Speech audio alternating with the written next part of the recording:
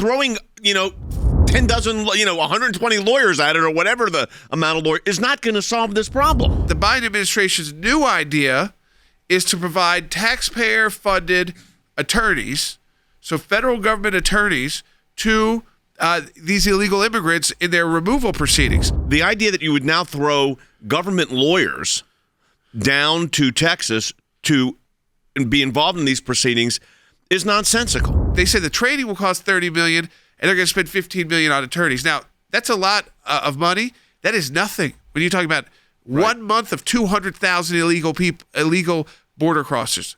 1 month of 200,000. $15 million is not even going to be a dent.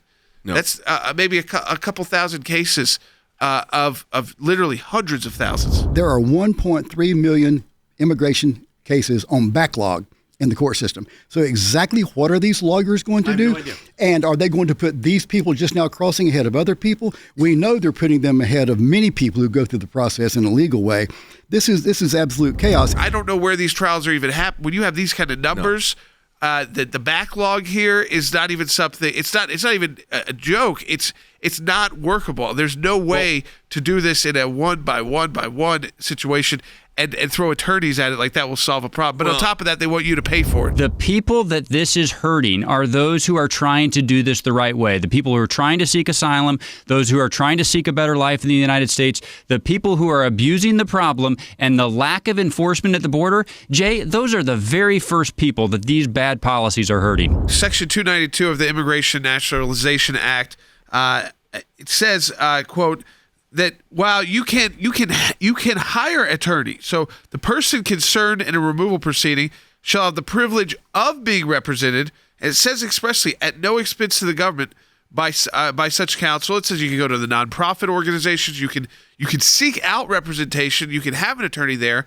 but then it will not be paid for by the U.S. government, and that means the U.S. taxpayer. So you would be giving an illegal immigrant or an immigrant or a migrant, however you want to call them, an alien into the United States, a greater right, a right to counsel that does not exist for American citizens who claim their constitutional rights have been violated. That doesn't exist. You would be creating something for an illegal migrant, and the cost would be horrendous. And no one talks about who's going to pay for all these lawyers. What could possibly be the policy rationale to just throw some lawyers at it? To some extent, it does not necessarily move the ball one way or another substantively, but I also think it does provide the administration with some cover with respect to its left-wing base.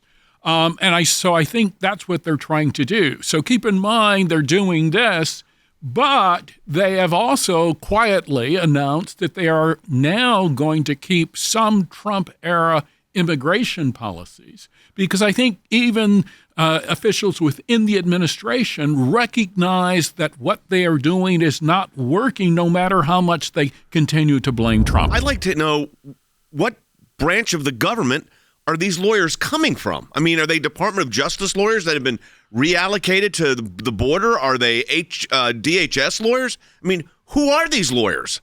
And what proceedings are they doing where all these lawyers are needed? But this is the problem when you have a policy in place that does not work.